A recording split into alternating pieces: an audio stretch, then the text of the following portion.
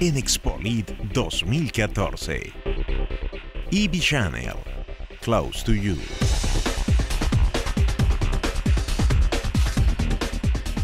Continuamos en EV Channel directamente desde Expolit 2014, compartiendo con artistas, autores, personalidades que se dan cita cada año en este evento tan importante de literatura y música cristiana. Tengo el gusto de compartir con Ariel Kelly. Ariel, bienvenido, gracias por estar con nosotros en EV Channel.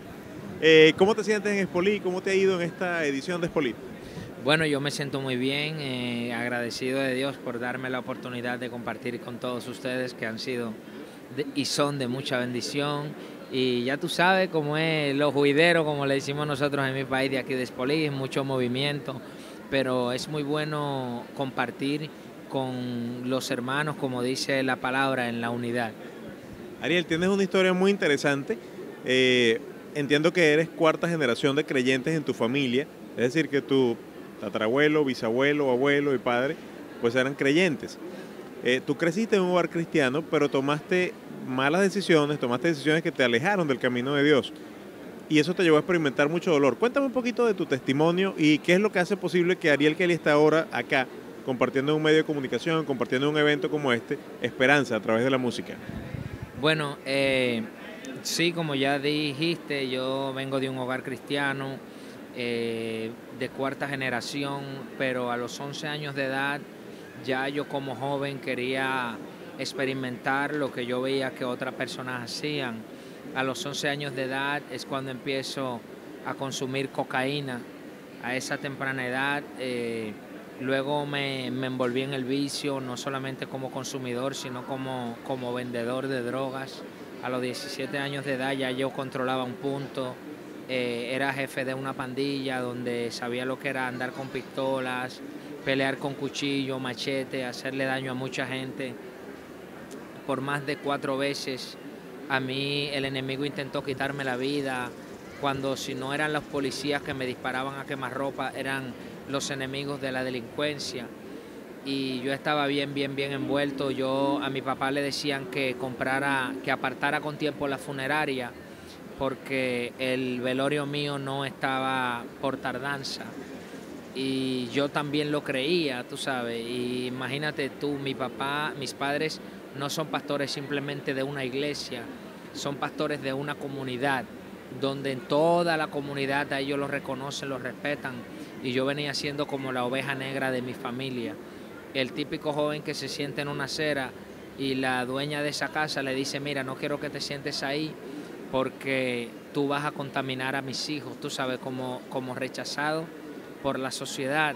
Un día nosotros nos buscamos un problema con los muchachos que yo andaba, porque nosotros cuando necesitábamos para droga y eso, salíamos a atracar gente, pero había un amigo mío. ¿Me estás hablando de que tenías en ese tiempo qué edad? Como 18 años, 18, 19 años. Salíamos a atracar gente y un amigo mío, él una vez le iba a dar una puñalada a una persona y yo me metí. Yo le dije que no hiciera eso, porque está bien que tú le quites lo que lleva. O sea, aunque no estaba bien, yo pensaba que estaba bien que tú le quitaras lo que llevaba, pero luego de quitarle lo que tú le llevaba, lo que él llevaba, entonces querer hacerle daño.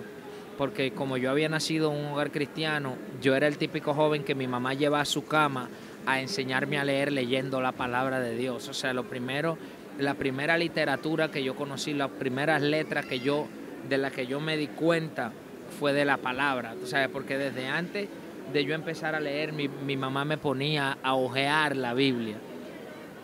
Y cuando eso sucedió, el amigo mío, o sea, al ver que yo lo impedí, porque yo en cierto modo entendía que tenía un poco de temor de Dios, entonces eso trajo un conflicto con mi amigo, donde mis mismos amigos me tuvieron al matar, a quitar la vida.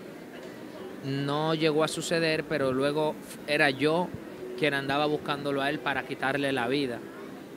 Déjame tratar de entender. Tenías 18 años, estabas en una banda de delincuentes y en una ocasión, después de que habían robado a alguien, uno de los muchachos del grupo trató de asesinar o de herir a una persona, y por el hecho de que tú lo defendiste te querían matar a ti. Exacto.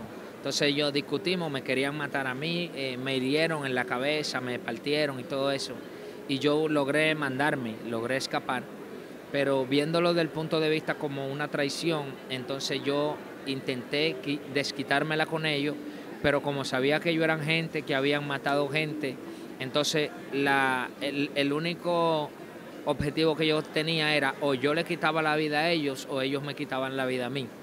Es cuando entonces yo me envuelvo ya de a fondo en las drogas, donde duro meses sin comer, envuelto en las drogas. La droga me puso loco, yo le entraba a disparos a los policías, ellos a mí también. Y llegó un día que pasaron los meses, yo nunca vi a mis enemigos porque cuando yo llegaba, ellos no estaban, o cuando ellos llegaban, yo no estaba. Pero un día vi en la puerta de mi casa a mi peor enemigo, a quien yo andaba buscando para matar y a quien él andaba buscándome a mí para matarme. Y cuando yo veo que él llega, lo que a mí más me atemorizó es que mi papá y mi mamá son cristianos también desde niño y son Salmo 1:1. De repente cuando esto sucede, yo me pongo de pie y lo que a mí me dio temor no fue que me quitaran la vida, sino que mi papá y mi mamá, que no tienen que ver nada dentro de mi casa con los problemas que yo fueran afectados por una bala cuando el problema era mío.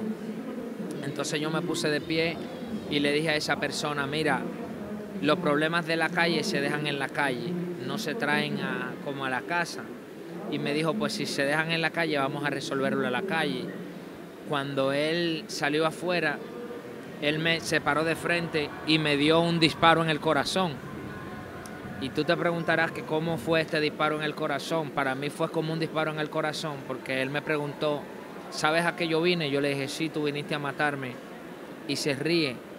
Y cuando me dijo a lo que él había venido, para mí fue más fuerte que un disparo en el corazón. Porque me dijo, yo tengo 2 meses que recibí al Señor. Tengo 1 semana que Dios me ha levantado orando por ti. Y yo vengo a decirte que me perdones y que yo te amo. Cuando este tipo me dice eso, yo dije, wow, ¿dónde fue que tú compraste esa droga que era tan buena que te dio para decir y hacer eso? Y me dijo, no es ninguna droga, el amor de Jesucristo es real.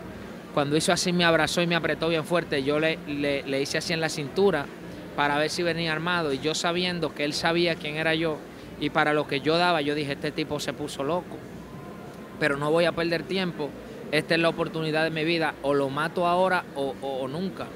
De repente cuando el tipo me dice, mira, vengo a buscarte mañana, quiero que vayas conmigo a la iglesia, porque entiendo y sé que Dios quiere hacer grandes cosas contigo. Yo le dije, está bien, con mi segunda por dentro, y cuando él se iba, yo recuerdo que tenía una pistola cerca, recuerdo que tenía un puñal cerca, recuerdo que tenía un machete cerca, pero cuando él da como 10 pasos, que yo voy a ejecutar mi plan, él se voltea y me dice, riéndose, descuida, tú no vas a poder hacer nada, porque el que esté en mí es más poderoso que el que esté en ti. Y yo simplemente lo escuché, pero cuando intenté moverme, yo sentía que todo mi cuerpo, yo no pude mover ni siquiera un dedo. Y yo lo veía que se iba, y yo no pude hacer nada. Y yo pasé toda la noche preguntándome qué me pasó. Yo dije, ¿qué me pasó? O sea, el tipo que mi satisfacción era matarlo, de repente lo tengo ahí y no puedo mover un dedo. Entonces él me dijo que el que estaba en él era más fuerte que el que estaba en mí.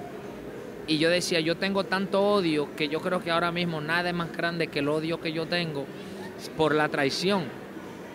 Y al otro día el muchacho se me aparece otra vez en mi casa y me dice, mira, quiero llevarte a la iglesia. Yo le dije, Blanca, ¿tú te estás poniendo loco? Me dice, no, lo que pasa es que yo tengo a Cristo en mi vida. Yo le dije, oh, qué bueno que tú tienes a Cristo en tu vida, porque si tu destino es el cielo, yo te voy a adelantar el camino. Me dijo, no, Ariel, entiende que el que esté en mí es más fuerte que el que esté en ti. Y me daba una palabra y se iba, y yo sentía como que él estaba jugando conmigo, con mis emociones, yo no sabía ni siquiera qué pensar, pero un día dije, ok, lo que voy a hacer es que voy a ir a la iglesia con él, voy a ir armado y lo voy a agarrar por ahí, lo voy, como decimos nosotros, a acabar con él y por ahí. Pero entonces el día que voy con él, siempre que quiero hacer algo, voy con un arma, veo a alguien que como que no me permite, hasta que tuve que llegar a la iglesia.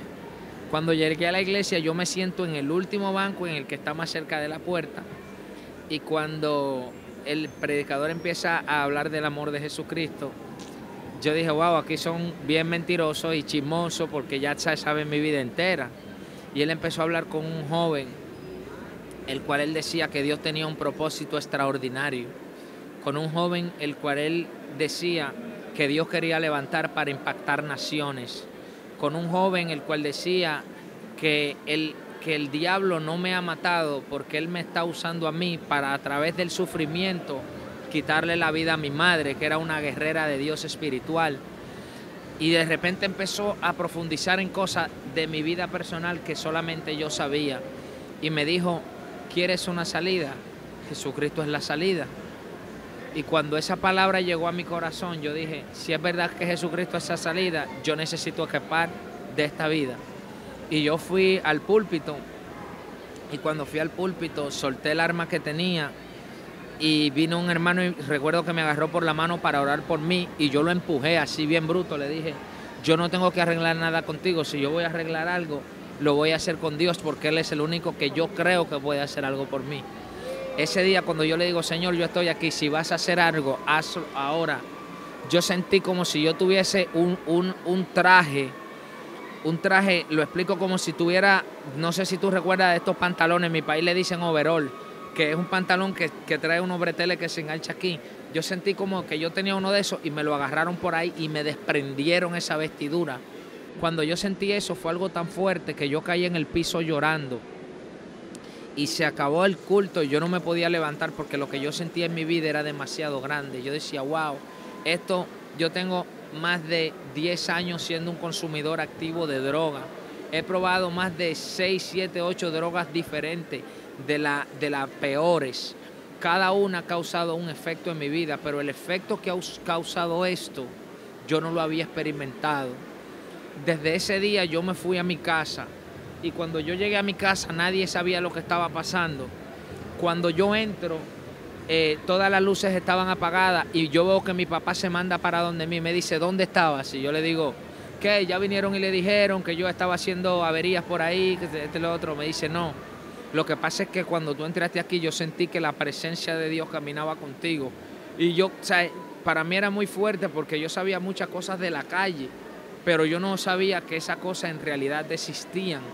Entonces yo decidí creer en Dios, no es ni siquiera por lo que dice la Biblia, no es ni siquiera por lo que alguien me predicó, no es por lo que yo escuché quizás a alguien decir, sino por la experiencia personal que yo tuve con el Señor. Pero la segunda pregunta fue si los cristianos sabían o saben que en Jesucristo hay ese nivel de poder, que es un poder que tiene autoridad por encima de todo. ¿Por qué nunca nadie fue al punto de droga a decirme cuánto Dios me amaba? ¿Por qué nunca nadie fue a hablarme del amor de Jesucristo? No del Dios de Abraham, no del Dios de Isaac, no del Dios de Jacob, sino el Dios de su propia vida. ¿Tú entiendes lo que te estoy diciendo? O sea, tú no tienes que predicarme de lo que Dios hizo con Noé y el arca. Tú no tienes que predicarme del Dios que abrió el mar. Predícame de lo que Dios ha hecho en ti para que pueda impactar lo que Él quiere hacer en mí. ¿Entiendes? Entonces, esa fue mi experiencia personal con Dios. No de lo que Dios ha hecho en el pasado, sino de lo que Dios está haciendo en el presente. Porque muchos jóvenes, yo le digo, como me ves, te vi. Y como te ves, me vi. Y como me ves, te verás. ¿Qué tienes que hacer? Recibirlo al Dios que yo recibí, al Dios de poder, al Dios que derramó su gloria sobre mí. Desde ese instante yo me mudé para la iglesia, durmiendo en la iglesia, viviendo en la iglesia. Y mi ministerio empezó porque yo decía, yo no puedo estar recibiendo todo esto que está cayendo sobre mí y allá afuera ver un mundo que no sabe de esto. Entonces yo empecé a entrar a los lugares donde nadie quiere entrar. Yo empecé a visitar las personas de las que nadie quiere saber, la comunidad, lo que la gente por privar en evangélicos y privar en cristianos, no van a ellos, no lo visitan porque son pecadores. Yo empecé a ir a ellos y a decirle, mírame, al que estás viendo aquí fue al que le dispararon 4 veces. Yo pensaba que era porque yo era flaquito, las balas no se me pegaban. No, el poder de la oración de una madre que clamaba por mí. Mírame, yo no te vengo a hablar de que Dios hizo y de que la Biblia, que no, mírame a mí. y lo que tú ves en mí es lo que Él quiere hacer en ti. Y quizás si yo me parezca al hombre viejo, es porque yo simplemente soy la cicatriz de la herida que Dios sanó. Y así como lo hizo conmigo, lo puede hacer contigo. Y la gente que me veían como el loco del barrio, como del que nadie quería saber, entonces empezó a crear la revolución desde cero, sin necesitar una tarima, sin necesitar un micrófono, sin necesitar nada. La única herramienta que necesitaba era el fuego de Dios que había en mí. Y con eso empezamos a impactar jóvenes, empezaron jóvenes a venir a los pies del Señor, empezamos a unir las pandillas, empezamos a crear discípulos, empezamos a levantar líderes espirituales poderosos que impartieran lo que había en ellos, que de lo que ellos estaban embarazados, den a luz fruto de arrepentimiento para que otra persona puedan venir a los caminos del Señor. Y hoy en día yo tengo en el Evangelio 15 años. Dios me ha rejuvenecido de una manera que si yo te enseño una foto mía de hace 16 años, ahora mismo yo estoy más joven, estoy más lindo, mi pasado se ve como si fuera mi futuro, pero muchos años. ¿Tú me entiendes? Porque yo he creído en el Dios de amor que me ha hasta rejuvenecido, hasta allá ha llegado el milagro de Dios. Y hoy en día lo que empezó en un callejón desde cero sigue con la misma fuerza, la misma unción, la misma pasión de decirle, mira lo que Dios hizo conmigo. Y lo que Dios hizo conmigo fue como la evolución de la mariposa. Antes era un gusano que nadie quería saber de mí. Hoy mucha gente admira mi esplendor y de eso solamente alguien tiene el crédito y se llama Jesucristo, el Rey de Reyes y Señor de Señores. Hoy en día vamos a las naciones y así como empezamos un día, mantenemos el mismo fuego de decir lo que Dios hizo conmigo, puede hacerlo contigo. Pues muchísimas gracias por compartir esa historia con nosotros, tan llena del poder de Dios y de lo que Él está haciendo. Me contenta mucho saber que estás poniendo el talento con la música, de la música urbana al servicio de la gente que más lo necesita. Muchísimas gracias por estar con nosotros. Gloria a Dios. Y pronto esperen porque mi testimonio lo estamos llevando ahora a una película a la pantalla gigante. Esto va a ser bien poderoso y todos ustedes lo van a disfrutar. Así que ustedes saben, Dios les bendiga. Pueden seguirme en mi cuenta de Facebook, Ariel Kelly Oficial, y en mi cuenta de Twitter, @ArielKelly47. Y ha sido una bendición compartir este momento con todos ustedes. Dios les bendiga. Amén, Ariel. Gracias.